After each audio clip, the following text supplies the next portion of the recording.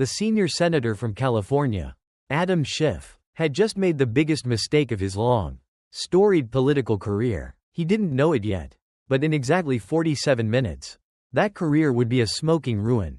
The 73-year-old gentleman from Louisiana, Senator John Kennedy, sitting quietly at his desk and appearing to read agricultural reports, had been waiting 3 weeks for this exact moment. The manila folders stacked neatly beside him didn't contain farm subsidy data. They contained the political equivalent of a death warrant, meticulously assembled and patiently waiting. Senator Kennedy glanced at his watch. 10:13 a.m. By 11 a.m. sharp. Adam Schiff would wish he'd called in sick. But pride, as Kennedy's grandmother used to say, goeth before destruction, and Adam Schiff, the high prosecutor of 2 impeachments and the hero of the progressive left, had more pride than a peacock in mating season. The show was about to begin. This entire confrontation was set in motion 3 weeks earlier, at 2 a.m., by a text from a number Kennedy didn't recognize. Senator Schiff planning major attack on you during border security debate. The message read, personal and nasty. Wants to make national news by destroying Trump's southern puppet. Has opposition research.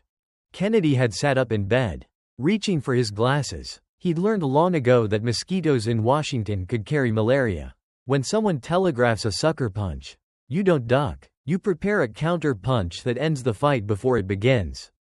For 21 days, Kennedy had quietly, methodically, and relentlessly prepared. Present day, Senate floor, 10:15 a.m. The chair recognized the senator from California. Adam Schiff rose from his seat with the eager, predatory energy of a prosecutor who had already written his closing argument. His perfectly styled hair caught the C-SPAN lights as he strode to the podium. A single, slim folder under his arm. A folder he clearly believed contained Kennedy's political obituary. Mr. President, Schiff began, his voice carrying the practiced, sonorous modulation of 1,000 cable news hits. Before we discuss border appropriations, I must address a cancer that has metastasized in this chamber. Kennedy didn't even look up from his agricultural reports. He made a small note in the margin. Soybeans up 3%. This was classic Kennedy, the rope-a-dope strategy. Let the opponent punch himself out. Let him think you're not paying attention. Let him overcommit. We have among us, Schiff continued, his voice rising with theatrical indignation, senators who wrap themselves in folksy charm while poisoning our democracy. The senator from Louisiana, this so-called Southern gentleman, sits there pretending to read about corn yields while his voting record reveals him as nothing more than a racist apologist for insurrection. A few senators looked up. The word, racist, when used on the Senate floor, is not a political jab, it's a shiv. It's meant to draw blood, to end a debate, to permanently stain. It was Schiff's opening salvo, and it was designed to be a kill shot.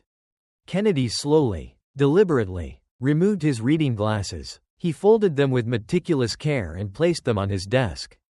When he finally looked up at Schiff, his expression wasn't one of anger or offense. It was one of profound, almost grandfatherly disappointment. Senator Schiff, Kennedy began, his Louisiana draw thick as August humidity.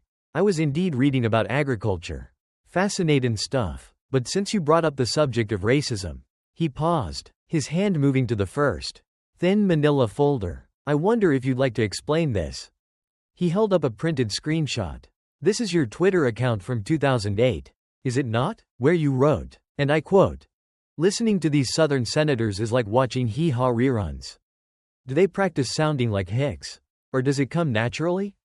The chamber went utterly silent.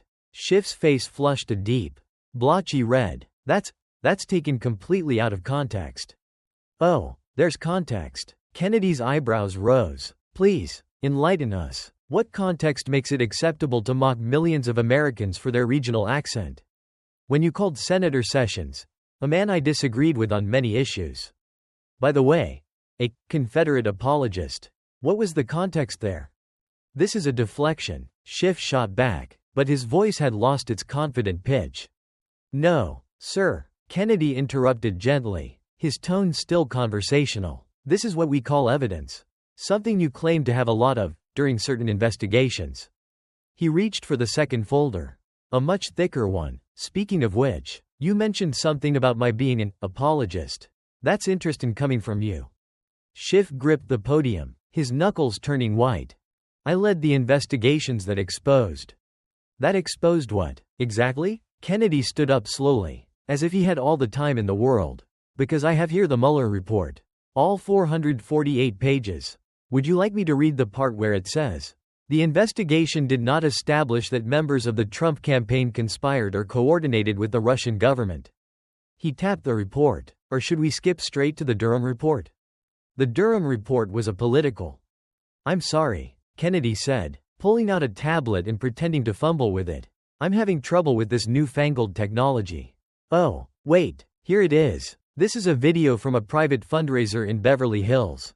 January 2017. That's you speaking, isn't it? Let me turn up the volume. Schiff's voice, not his polished C-SPAN voice, but a relaxed, candid, and utterly cynical one, filled the chamber. Look, between us, we don't have a smoking gun on collusion. But if we control the narrative, we can make Trump toxic enough that the details won't matter. Sometimes you have to sell the sizzle when there's no stake. The Democratic side of the aisle shifted as one. Several senators suddenly found urgent, fascinating reasons to check their phones. Now, Kennedy continued, I'm just a simple country lawyer. But where I come from, selling sizzle when there's no stake sounds an awful lot like lying. But maybe that's just my interpretation. What do you think, Senator Schiff? The shift in power was total and instantaneous. Kennedy had, in less than 5 minutes, not only neutralized Schiff's primary attack, racism, by proving his hypocrisy, but had also introduced secret audiovisual evidence proving Schiff was a knowing fraud regarding his signature political issue. That recording was obtained illegally. Schiff stammered. Actually, Kennedy smiled slightly. It was provided by one of your donors who was present and became, shall we say, disillusioned when he realized he'd been funding fiction. Mr. Davidson is prepared to testify about that evening if needed. Kennedy looked up to the gallery. He's actually here today. Mr. Davidson, would you mind standing? A well-dressed man in the gallery stood briefly, nodded curtly to Kennedy, and sat back down. Schiff's face went from red to a ghostly pale. This wasn't a debate. It was an ambush. His opposition research folder looked pathetic. Kennedy had brought a witness. But we're just getting started, Kennedy said cheerfully, the predator toying with his meal. Since you brought up insurrection and my voting record, let's examine yours. You know what they say about glass houses and stones. Though I suppose in California you might call them transparent residential structures and geological projectiles. The hunter had walked straight into the trap. And the jaws were just beginning to close. 42 minutes to go. Kennedy approached the podium with the unhurried, almost leisurely gait of a man who knew the battle was already won and was simply enjoying the process of landing each carefully prepared blow. He carried 3 more manila folders and his tablet, setting them down with deliberate care. The chamber was now filling rapidly. Word had spread through the Capitol's subterranean tunnels like wildfire. Adam Schiff was being publicly dismantled on the Senate floor. And John Kennedy was the executioner. Senator Schiff, Kennedy began, his voice still holding that gentle, conversational tone that made the attacks all the more brutal. You've built quite a reputation as the man who exposed Russian collusion. That's your calling card, isn't it? Your ticket to history. So, let's talk about truth and exposure. Schiff straightened, attempting to regain some semblance of his prosecutorial footing. I stand by every word. Oh, I'm counting on that, Kennedy said with a gentle smile that didn't reach his eyes. Let's start with March 2017. You told Chuck Todd on Meet the Press, a national television show, that you had seen, and I quote, more than circumstantial evidence of collusion. Do you remember that?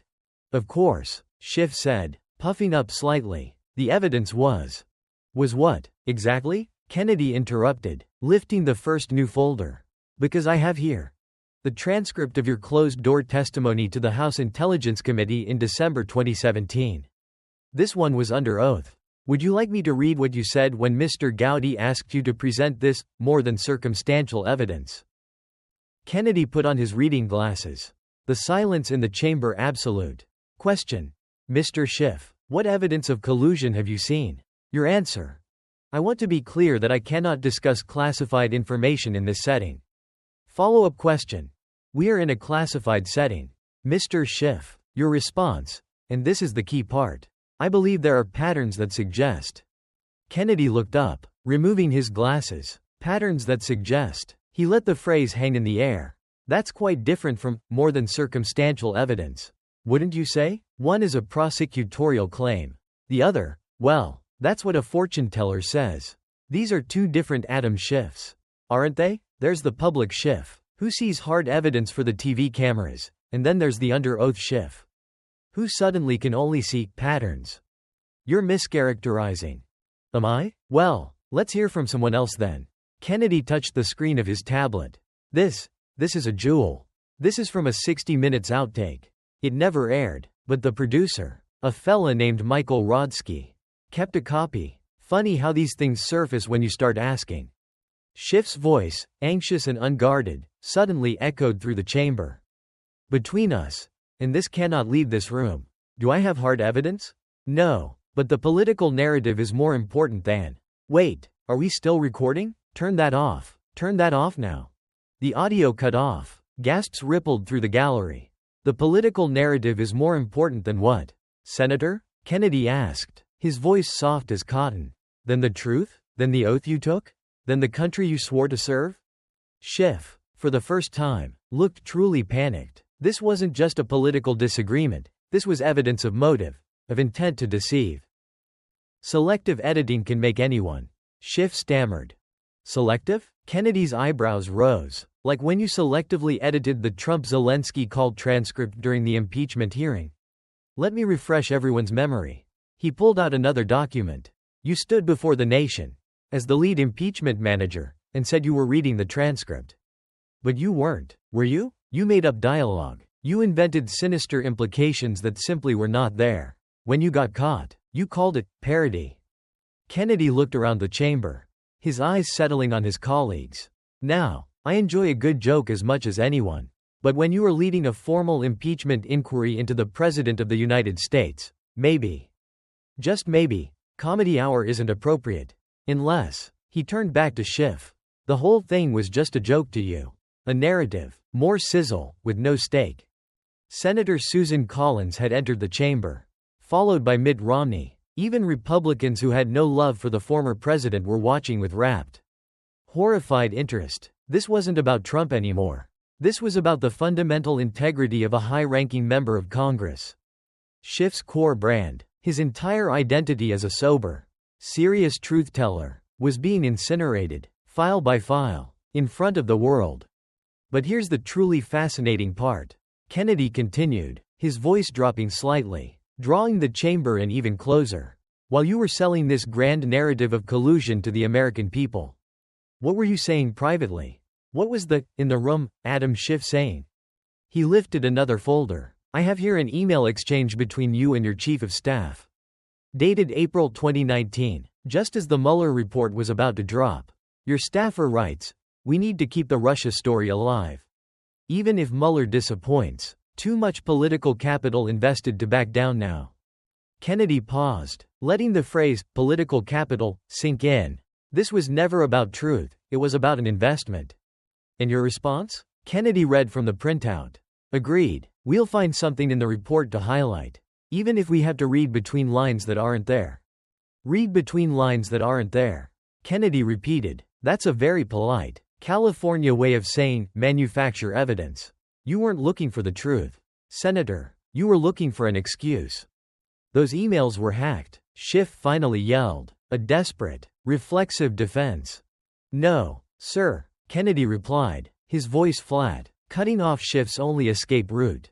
They were not hacked. They were provided by your former chief of staff, Mr. Patrick Boland, who resigned shortly after sending them.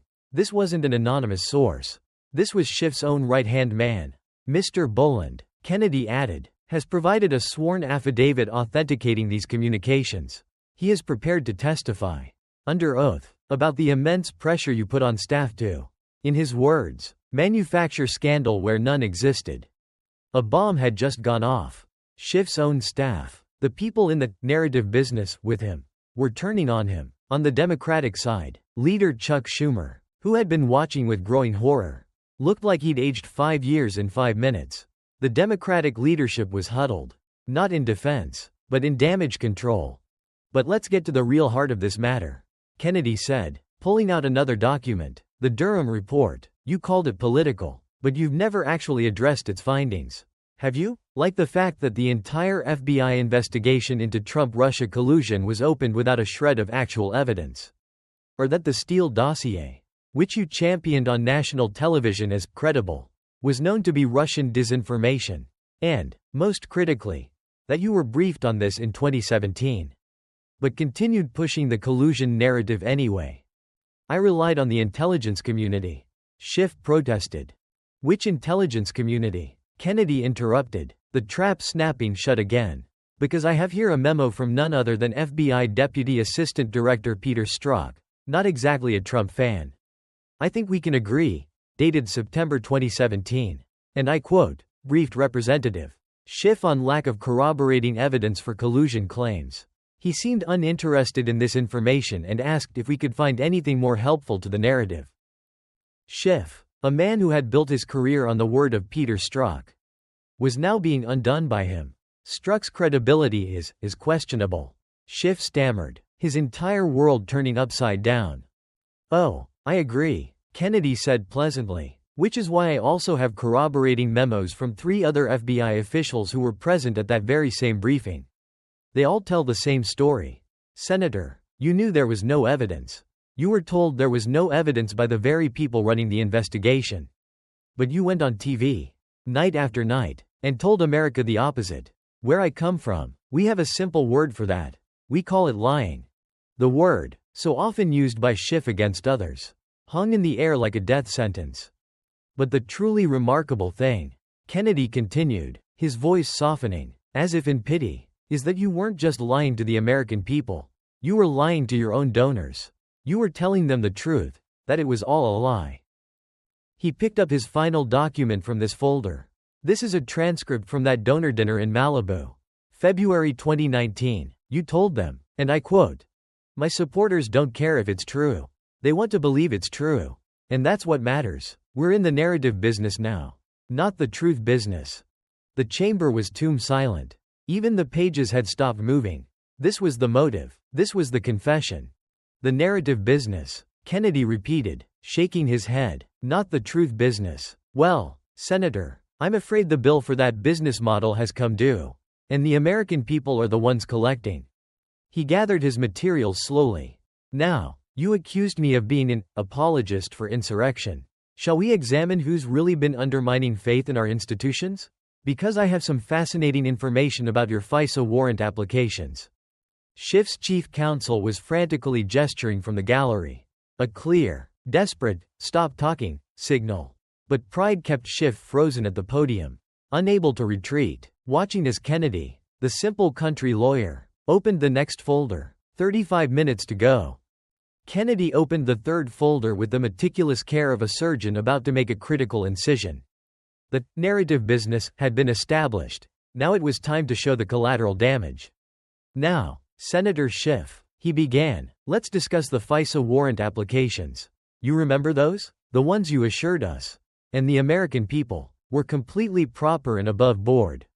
"The FISA process was thoroughly reviewed," Schiff said, his voice weak. He was clearly reading from a script he'd prepared. But the words sounded hollow. "Robotic." "Indeed, it was," Kennedy agreed cheerfully. "By Inspector General Michael Horowitz. Shall we see what he found?" He pulled out a thick document. The IG report. 17 significant errors or omissions. "That's not a mistake, Senator. That's not an oversight. In my business, we call that a pattern." He then turned his gaze from Schiff to the Democratic side of the aisle. "But here's where it gets really interesting.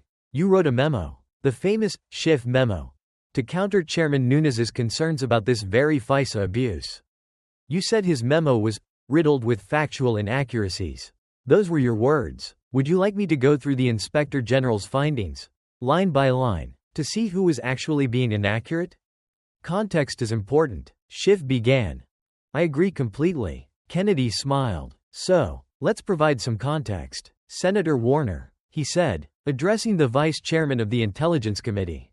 I believe you were present during the drafting of that memo. Mark Warner, a respected Democrat, looked up, startled at being pulled into the fray. Yes, I was involved in the process. And do you recall? Kennedy asked, his voice still gentle, expressing concerns about certain claims in that memo? Warner hesitated. The entire chamber held its breath. This was the moment. Would the party hold the line? Or would the dam break? Warner glanced at Schiff, then at Leader Schumer. Finally, he stood. I expressed substantive concerns about several claims in the memo that I felt went beyond what the evidence supported. The gallery erupted in whispers. It was a political earthquake. Democratic unity was cracking in real time. Live on C-SPAN. Thank you for your honesty, Senator Warner, Kennedy said, his voice full of respect. I know that wasn't easy. But the truth rarely is. He then turned his gaze to the other side of the aisle. To Schiff's own state colleague, Senator Feinstein. I believe you were the ranking member of the Judiciary Committee at the time. Were you consulted on this memo? Senator Dianne Feinstein, at 90 years old, a lion of the Democratic Party, rose slowly. Her voice was clear and firm. I was not consulted on that memo. When I read it, I called Adam and expressed my concerns about several claims that seemed overstated. I was told the memo had already been finalized. The split was now a chasm. Schiff was an island. His own Democratic colleagues were, one by one, disavowing him on the Senate floor. They weren't just distancing themselves. They were providing Kennedy with character witnesses against him. So, Kennedy turned back to Schiff. Your own colleagues, your own Democratic colleagues, had concerns about its accuracy. But you published it anyway. Why? Before Schiff could even stammer a response, a new voice called out from the gallery. A young man, his face pale and his hands shaking, stood up. Senator Kennedy, I need to say something. The sergeant at arms immediately moved toward him. But Kennedy raised a hand. Let him speak. My name is Michael Chen, the man said, his voice cracking but growing stronger. I was a staff attorney for Congressman Schiff from 2016 to 2019. I helped draft that memo. The chamber was in stunned silence. Senator Kennedy is right, Chen continued. We knowingly removed exculpatory information. I objected. I was told it was for narrative consistency. I've been carrying this guilt for years. The presiding officer banged his gavel. Order, order. The gallery will not disrupt proceedings. Chen continued, shouting over the gavel. I have the emails. I have the drafts. I have recordings of the meetings where we discussed what to hide. I am willing to testify under oath. As security gently escorted Mr. Chen out, not as a protester, but as a witness, he called out one last time. I'm sorry, America, we failed you. Schiff looked like he had been physically struck. His own staff, his own colleagues, were abandoning him in a cascade of truth. Kennedy let the moment settle, the weight of the confession hanging in the air. Mr. Chen will have his opportunity to speak in the proper forum, he said quietly, but his courage speaks to something important. He looked directly at Schiff. When good people are asked to lie for power, eventually their conscience wins. Truth has a way of surfacing, Senator, no matter how deep you try to bury it. He closed the FISA folder and reached for the next one. Now, let's talk about the whistleblower. The one whose identity you claimed not to know, even as your staff was coordinating with him before the complaint was even filed. 28 minutes to go. The kill shot was being loaded. Kennedy, now in complete command of a stunned Senate chamber, held up a large timeline chart, the kind a prosecutor uses to walk a jury through a complex conspiracy. Senator Schiff, he began, let's move on to your second great crusade. The Ukraine whistleblower. You told the American people, emphatically, that you had no contact with him before the complaint was filed. Would you, under the gaze of your colleagues and the American people, like to revise that statement? I said I did not, personally. Schiff stammered, clinging to the thinnest of linguistic defenses. Personally, Kennedy repeated, a small smile playing on his lips. That's an interesting qualifier. It's like saying you personally didn't rob the bank. You just drove the getaway car and drew the map. He tapped the timeline. But let's be precise. August 12, 2019. The whistleblower contacts your staff. August 26. The complaint is filed. September 9. You tweet about Trump and Ukraine before anyone else in the world knows about the complaint. He looked up. How did you know, Senator? Was that just another one of your patterns that suggest? Before Schiff could answer, another man stood up in the gallery. Middle-aged, wearing a gray suit, security immediately moved toward him. Wait, the man called out. His voice professional and clear. I'm the whistleblower's former attorney. I have information. The presiding officer looked at Kennedy, who simply nodded. The Senate floor had become a live confessional. Let him speak. Briefly. My client, the attorney said, told me that Schiff's staff helped write portions of the complaint. I have contemporaneous notes from our meetings. I am willing to testify to that under oath. The chamber erupted again. This was unprecedented, a sitting senator being accused, in real time by participants, of orchestrating not one, but two of the greatest political scandals in modern history. As security escorted the attorney out, Kennedy continued, interesting timing, these revelations, but I actually don't need his testimony. Because I have something better. He pulled out a series of printed emails. These are communications between your chief of staff and the whistleblower, obtained legally through FOIA requests that your office fought for 2 years to block. He put on his reading glasses. August 14. From your chief of staff, we've reviewed your concerns. The complaint needs more structure. I'm attaching a template we've used before. Kennedy looked up, his eyes wide with mock surprise. Templates, Senator? You had templates for whistleblower complaints? My goodness, that's efficient. Staff providing guidance is not. Oh, but it gets so much better. Kennedy interrupted. He pulled out another email. August 20. From the whistleblower himself, thanks for the language in Section 3. Should I mention the call specifically or keep it vague? Your staff's response. Adam says be specific enough to demand investigation, but vague enough to protect sources. Kennedy set the paper down. Adam says. He let the name hang in the air. Not Congressman Schiff. Not the chairman. Adam. That's a pretty familiar relationship for someone you'd never met. Wouldn't you say? This is a smear campaign. Schiff yelled, his voice cracking. No, sir, Kennedy replied calmly. These are your emails, your staff, your coordination. He then pulled out the most damaging document of all from this folder. And here is the crown jewel. August 25, 1 day before the complaint was filed. A text message from you, Senator Schiff, to your chief of staff. Just 7 words. Is our insurance policy ready to file? The phrase landed like a physical blow. Insurance policy, Kennedy repeated, his voice laced with contempt. You didn't call it a legitimate complaint. You didn't call it a concern about wrongdoing. You called it an insurance policy. Insurance against what, Senator? Against a president you'd been trying to remove since the day he was elected? From the Democratic leadership section, Senator Schumer stood up. Senator Kennedy, while these are serious allegations, perhaps we should.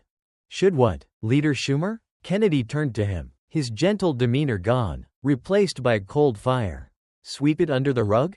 Isn't that what got us here? Years of sweeping lies under the rug until the pile got so high we're all tripping over it? Schumer, stunned, sat back down without another word.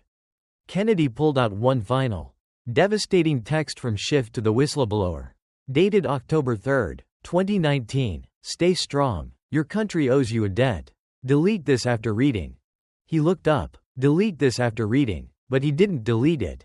Did he? Because unlike you, Senator, some people, even the ones you try to use, still believe in preserving evidence.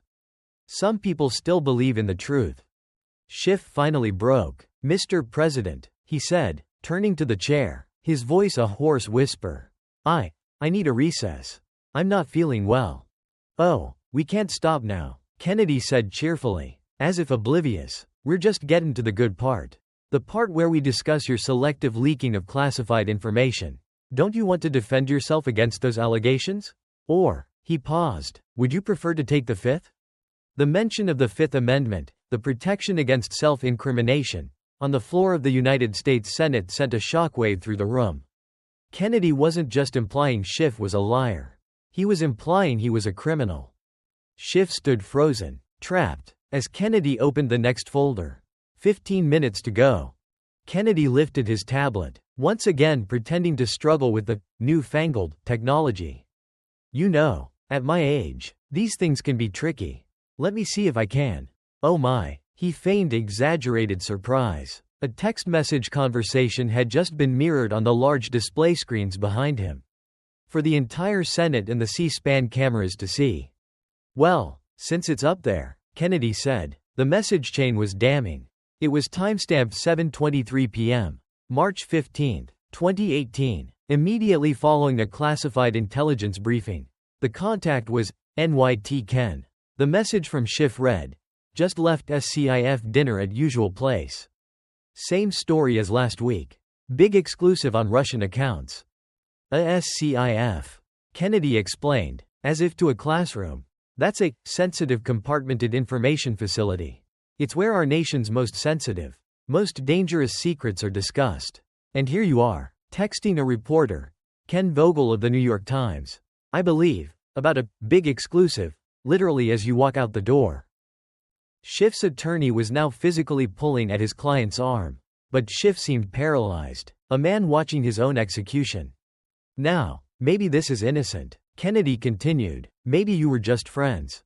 Except, he held up a newspaper. The very next morning, Mr. Vogel published a story about Russian financial transfers that contained information from that exact briefing. Information classified at the time. What a coincidence. He fumbled with the tablet again. Oops, more messages. NYT Ken. Committee Republicans getting suspicious. Be more careful. Schiff. Your burner phone still same number? NYT Ken. Yes. Schiff. Only use for sensitive stuff. A burner phone? Kennedy mused. You know, when I was a prosecutor, the only people who used burner phones were drug dealers, spies, and, well, people with something to hide. Which category do you fall into? Senator? As if on cue, a woman in her 40s, professionally dressed, stood up in the gallery. I'm Mary Patterson, former FBI counterintelligence. She announced before security could stop her. I investigated these leaks. We traced 3 burner phones to Senator Schiff's office. He has been under active investigation for 2 years. The chamber exploded. An active FBI investigation. This wasn't just political theater, it was a criminal referral. As security removed Patterson, Kennedy continued relentlessly. Speaking of investigations, I have here a memo from FBI Director Christopher Wray, marked secret, recommending an immediate security review of Representative Schiff's handling of classified materials due to a pattern of unauthorized disclosures. That memo was never sent to me, Schiff protested. Because you were the subject of it, Kennedy replied. Hard to investigate yourself, isn't it? He pulled out a chart. 27 classified briefings between 2017 and 2019. 24 leaks to major newspapers within 48 hours. And in every single case, you were one of only 3 to 5 members present. That's not a pattern, Senator. That's a signature. He pulled out another document. But here's where you got sloppy. March 22, 2019, you texted a Washington Post reporter from your official phone. The NSA intercepts I mentioned are even better than I thought. Can discuss over Signal app. Delete this thread. Kennedy looked up. You forgot one thing. When you delete messages, they aren't deleted from the carrier's servers. Subpoenas are wonderful things. The Democratic side of the aisle was now in full retreat. Senators were physically leaving the chamber. Staff were packing up. No one wanted to be associated with what was unfolding. But the most egregious leak. Kennedy's voice dropped. The folksy charm gone, replaced by cold fury. Was this one? He held up a document stamped top secret. April 2019. Israeli intelligence shared information about Iranian nuclear facilities with your committee. Ultra sensitive. Lives depended on keeping it secret. He looked directly at Schiff. 48 hours later, it was on CNN. The Israelis were furious. They curtailed intelligence sharing with us for 6 months. Our allies didn't trust us, because of you. How many American or Allied lives did you endanger for a news cycle? I demand to know how you obtained. I obtained it, Kennedy said firmly. From the State Department's formal damage assessment of your leaks. Yes, Senator. They did a damage assessment. Just like they do when foreign spies steal our secrets.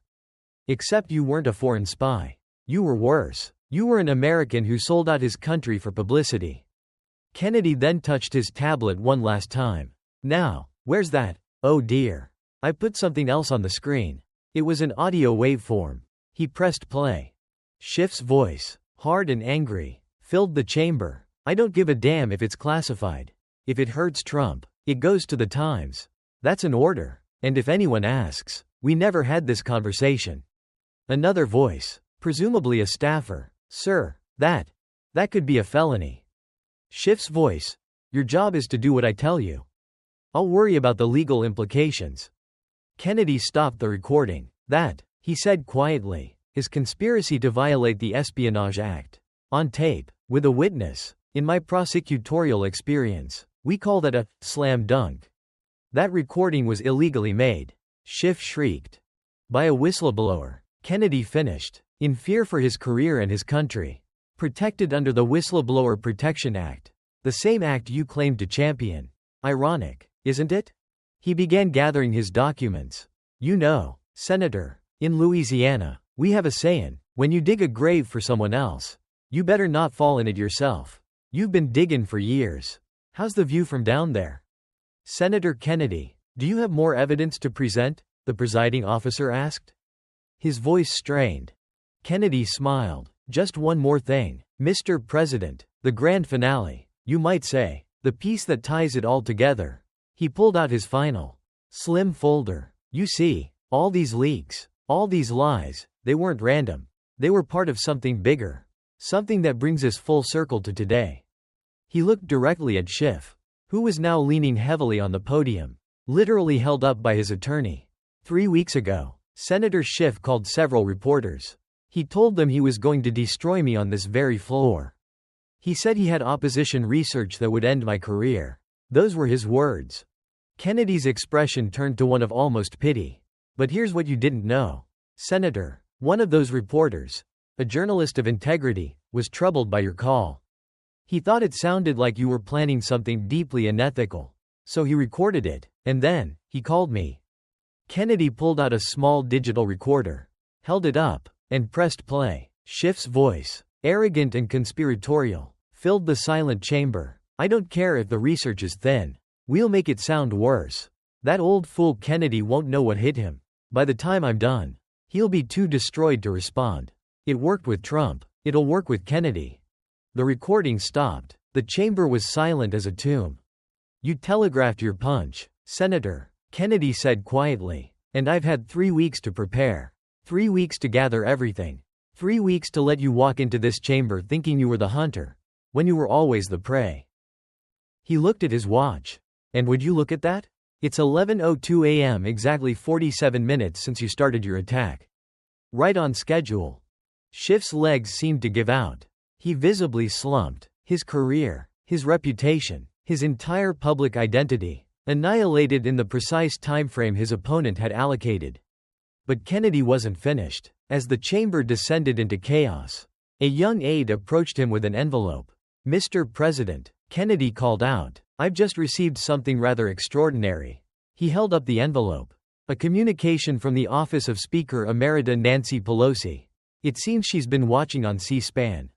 He opened it. This is fascinating. Senator, were you aware that Speaker Pelosi maintained a file on what she called the Schiff problem? Schiff's head snapped up. That's impossible. Is it? Kennedy pulled out a memo.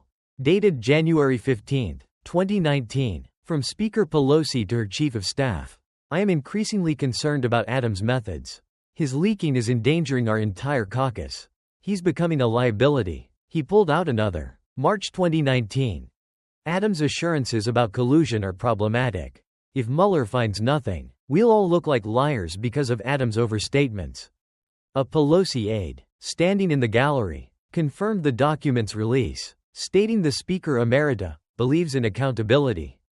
She's throwing me under the bus. Schiff cried out. No, Senator, Kennedy said gently. She's just stepping out of the way of the bus you drove yourself under. He pulled out the final document.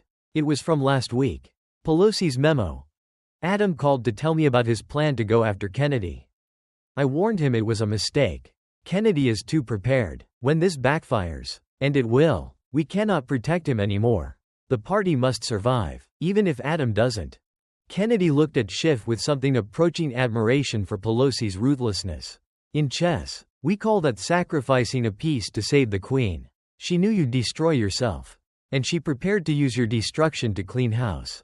And this? He held up a single sheet included with the file. Is a resolution, already drafted, calling for your immediate investigation by the Ethics Committee. It has 17 Democratic signatures. They were just waiting for someone to pull the trigger. You pulled it yourself. As Schiff was led away by his attorneys, Kennedy yielded the floor. Justice, served with a Southern accent and a smile. Within hours, the political earthquake that had shaken the Senate floor sent aftershocks rippling through all of Washington. At 2:47 p.m., Attorney General Merrick Garland, looking visibly pained, announced that the Department of Justice was opening multiple investigations into potential violations of the Espionage Act and false statements to federal investigators. No one is above the law, Garland said, the words clearly tasting like ash. By 3:15 p.m., the Senate Ethics Committee, armed with the pre-signed Democratic resolution and Kennedy's mountain of evidence, convened an emergency meeting. They voted unanimously to open a formal investigation and recommend Schiff's immediate removal from all committee assignments. The speed was breathtaking. At 4 p.m., Kennedy finally took one call from a local Louisiana radio station. "Senator," the host said, "you just destroyed a colleague on the Senate floor. Any regrets?" Kennedy's voice was thoughtful. "You know, down in Louisiana, we have a saying, you can't destroy what's already rotten. All I did was shine a light. The rot was already there." "But the ambush?" Kennedy chuckled. "Son, when someone calls you 3 weeks ahead to tell you they're coming to fight, that's not an ambush. That's an invitation. I just RSVP'd with better preparation." By evening, Schiff's political isolation was complete. The Los Angeles Times, his hometown paper, published a devastating editorial titled, "We endorsed Adam Schiff. We were wrong." President Donald Trump's team announced a $100 million civil defamation lawsuit, noting that Kennedy's evidence proved textbook defamation. 3 months later, Adam Schiff would quietly resign from the Senate to focus on his legal defense, facing 17 federal charges and disbarment in California. John Kennedy held one final press conference on the steps of the Capitol. A reporter shouted, "Senator, would you do it again?" Kennedy stopped and turned. "Young man, in Louisiana, we have another saying, sometimes you have to burn the field to plant new crops." He smiled that slow, folksy smile. What happened in there was a controlled burn. What grows from here? Well, that's up to all of us. He turned and walked back into the Capitol, leaving behind a Washington forever changed by 47 minutes of methodical, devastating truth-telling. The truth, as his grandmother always said, will out.